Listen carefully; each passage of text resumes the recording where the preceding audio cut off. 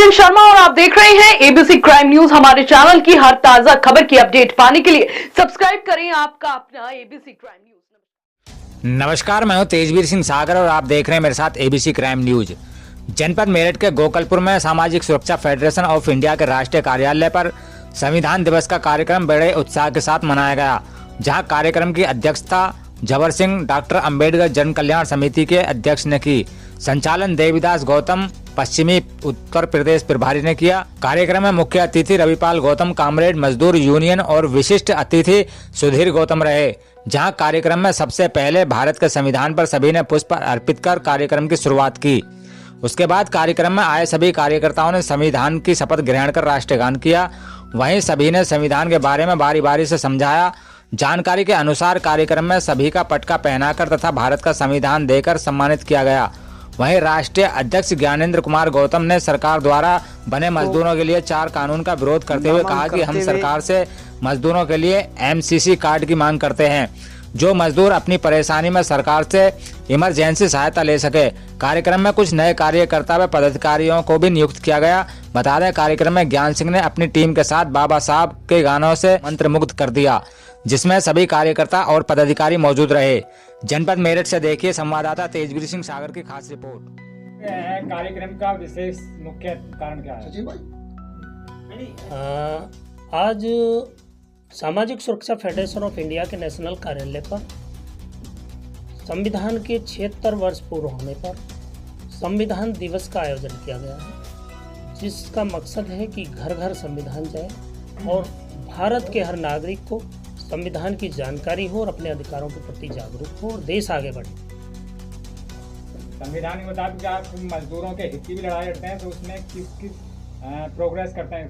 देखिए, संवैधानिक जो भी मजदूरों के अधिकार हैं, हम उनको जनता तक पहुंचाने का काम करते हैं, उन्हें जागरूक करने का काम करते हैं। और सरकार जो उनको लागू नहीं कर रही है, तो सरकार को उसे बार बार ज्ञापन के माध्यम से सचेत करने का काम करते हैं।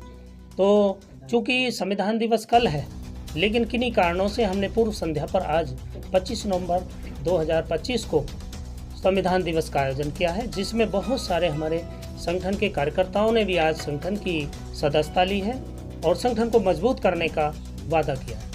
एक सवाल निकल कर आता है कि संविधान में जो मजदूर हित में लिखे गए कार्य हैं, अभी सरकार ने हाल ही में उनमें बदलाव किया है, तो उसके बारे में आप क्या कहना चाहेंगे? उसका हम विरोध करते हैं और लगातार हम जब से विरोध करते आ रहे हैं। कोरोना में चुपचाप से सरकार इसे पास करना चाहती थी, हम और अन्य संगठनों की आवाज उठाने के कारण वो अब तक रुका पाया। लेकिन अभी बड़ा दुर्भाग्य की बात है कि मजदूरों की सेफ्टी नहीं, उस कानून को सरकार थोपना चाहती है, लेकिन हम उसका घोर विरोध करते हैं। मजदूरों की किस तरह आपका संगठन मदद करता है? मजदूरों की हर तरह से मदद करता है कि मजदूर जो भी पीड़ित है, क्योंकि हमारा जो संविधान है, परम पूज्य बाबा साहब डॉक्टर अंबेडकर जी का लिखा हुआ ये संविधान देश के हर व्यक्ति को उसका अधिकार, उसकी रक्षा और आगे बढ़ने का अधिकार देता है। चाहे शिक्षा का हो, चाहे नौकरी का हो, चाहे रोजगार का हो, चाहे आर्थिक स्तर पर हो, तो हर स्तर पर बराबरी का अधिकार है। जैसे कि मजदूर हो या कोई भी हो, इस देश में पैदा होने वाले हर व्यक्ति को 6 वर्ष पूरा होने के बाद 14 वर्ष तक की शिक्षा बिल्कुल फ्री है और अनिवार्य है। लेकिन दुर्भाग्य है कि हमारी सरकारें अभी तक उसे पूरा ही नहीं कर पा रही हैं। बहुत सारे बच्चे देखे जाते हैं कि वो भीख मांग रहे हैं, उनसे भीख मंगवाई जा रही है। शर्म नहीं आती इन सरकार के नेताओं को, सरकार के जो मुखिया बने बैठे हैं और सरकार ने जो अधिकारी बैठा रखे हैं, उनको भी शर्म नहीं आती। हर चौराहे पर छोटे छोटे बच्चों से भीख मंगवाई जा रही है, मजदूरी कराई जा रही है। तो ये दुर्भाग्य है हमारे देश का। और 75 साल संविधान को लागू हुए हो गए, आज भी समानता नहीं है।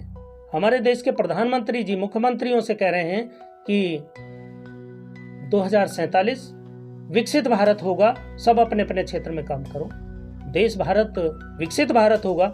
हम कहते हैं विकसित भारत बनाना है तो पहले इस देश के मजदूर का विकास करिए। उसके जो संवैधानिक अधिकार हैं, समानता के अधिकार, शिक्षा के अधिकार, रोजगार के अधिकार, छत का अधिकार, उसके कपड़े का अधिकार, ये 2 नाव से धन धरती बराबर 2 नाव से इस देश में दुनिया भर के कार्ड बनाने की आवश्यकता नहीं है। इस देश में आयुष्मान कार्ड जैसे की जरूरत नहीं है। इस देश में शिक्षा और चिकित्सा सबको एक समान और फ्री करिएगा।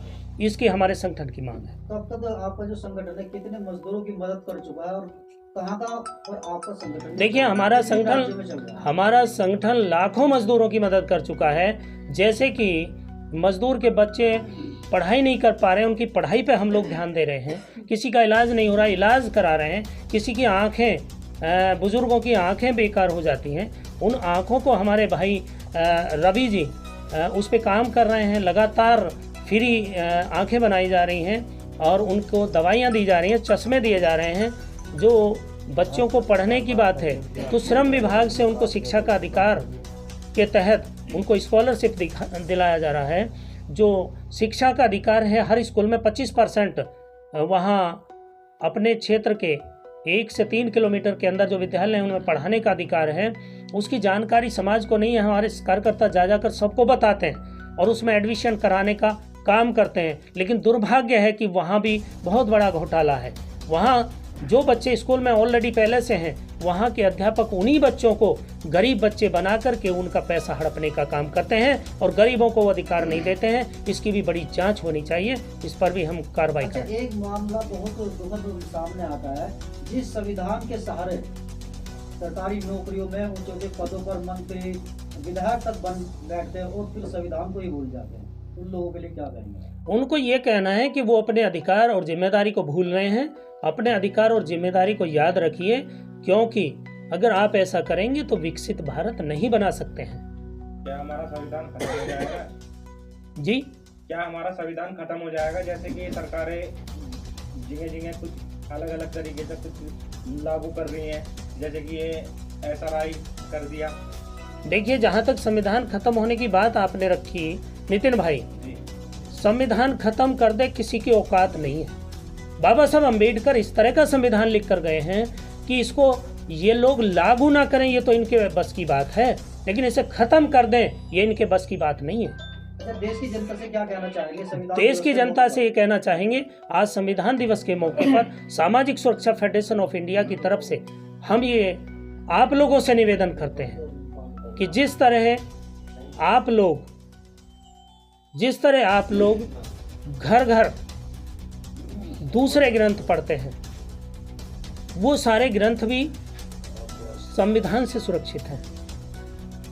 चाहे वो किसी भी धर्म का महत्वपूर्ण ग्रंथ है, वो ग्रंथ भी संविधान से सुरक्षित है। जैसे कि मैं अभी बात करूं राम मंदिर की, हमारे देश के लोग राम मंदिर के लिए लड़ते रहे, लेकिन संविधान के दायरे में रहकर ही संविधान ने जब बनाने की इजाजत दी तो राम मंदिर बन पाया। अच्छा, अगर आपके इसी तरह से मैं चाहता हूं कि सबसे बड़ी चीज क्या हुई हमारे देश में। अब मेरा सवाल आपसे है, बताइए। पहले मेरा सवाल का जवाब दें।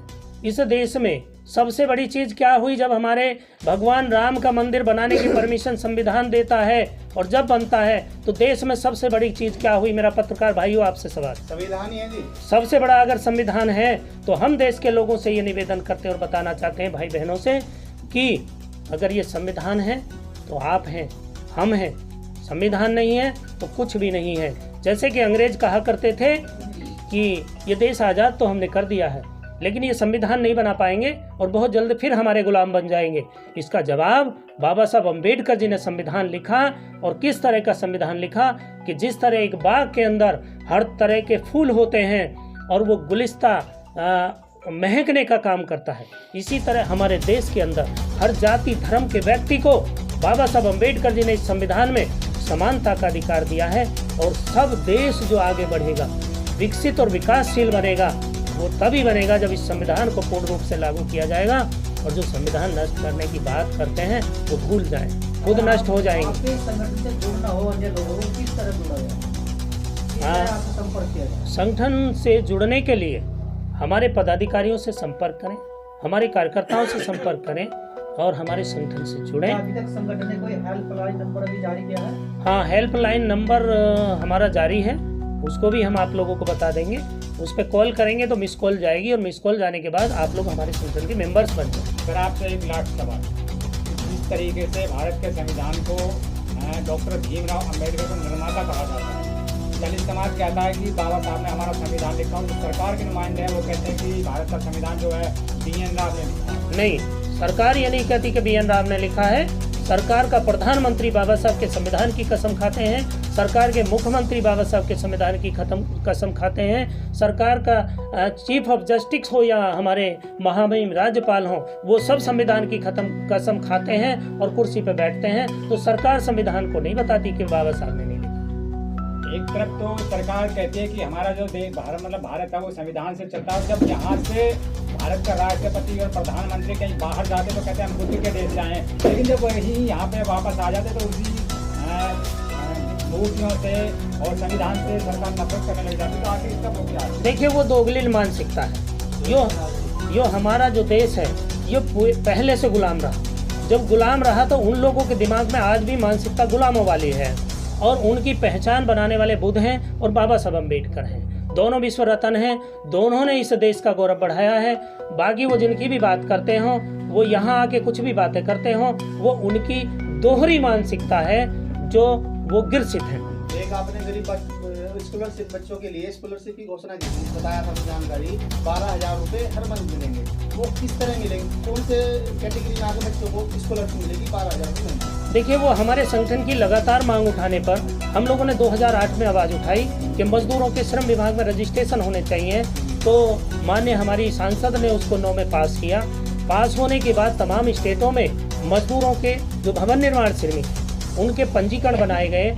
जिनके पास वो पंजीकरण कार्ड है उनके लिए तमाम योजना है। कक्षा 1 से 150 रुपये और उच्च क्लासों में 12,000 रुपये महीना तक स्कॉलरशिप है। तो मैं आपके चैनल से के माध्यम से कहना चाहता हूँ, जिन मजदूरों के पास वो कार्ड है वो ज़्यादा से ज़्यादा उसका लाभ उठाने का काम। ग्रेजुएशन बच्चों के लिए या इंटर बच्चों के लिए? कक्षा 1 से लेकर के उच्च क्लास तक क्लास वाइज इसका जो है रेशो है। मजदूरों के लिए आगे तो जो क्या क्या योजनाएं लागू हो रही हैं? देखिए, मजदूरों के लिए योजना जहां लागू होने की बात है वो तो मैं आपके बीच में बताता रहता हूं, लेकिन आज दुखद बात यह है कि मजदूरों के लिए जो नए 4 कोड सरकार लागू कराना चाहती है वो दुखद है। हम उसका विरोध करते हैं और हम ये मांग करते हैं कि बाबा साहब अम्बेडकर जी ने जो मजदूरों के लिए पूर्व कानून बना रखे थे जिसमें मजदूर की सेफ्टी थी, मजदूर को काम से निकालने के लिए पहले नोटिस दिया जाता था, आज क्या है, अभी वो लागू भी नहीं है, उसका असर दिखाई दे रहा है। जो असंगठित क्षेत्र में मजदूर काम कर रहे हैं उनकी 50 एप्लीकेशंस हमारे पास आई पड़ी हैं, उनसे काम करा लेते हैं जबरदस्ती और उनको पैसा नहीं देते। ये इस श्रम कानून बदलने का असर शुरू हो गया है। बहुत सारे प्राइवेट फैक्ट्रियों में काम करने वाले मजदूर भाइयों की शिकायत हमारे पास आई है कि उनको ये दिखाकर कि तू इस काम के लायक नहीं है, उनकी मजदूरी भी नहीं दी गई है और उन्हें वहाँ से निकाल दिया गया फैक्ट्री से। तो ये सब जो हो रहा है ये नए श्रम कानून का वो है, क्योंकि पहले 10 लोगों से काम कराने पर भी फैक्ट्री को श्रम विभाग से रजिस्ट्रेशन कराना पड़ता था सबका। अब सरकार ने कहा है कि जहां 100 लोग काम करेंगे केवल वो ही ले पाएगा। तो इसमें बहुत बड़ा घोटाला होने वाला है, मजदूरों का शोषण होने वाला है। मैं इस पर यही कहूँगा कि हम इसका विरोध करते हैं और इस पर ज़्यादा जानकारी के लिए हमारे साथी आदरणीय हमारे गुरुजी रवि सिरोही साहब इस पर अपनी बात बताएंगे।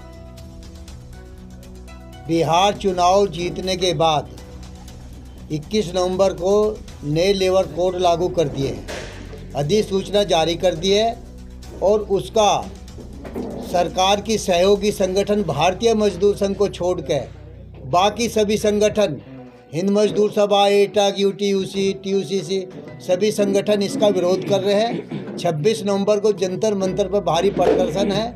इसके अलावा भी क्षेत्र में जगह जगह कोयला में, खदान में 26 नवंबर को काम बंद हड़ताल होगी।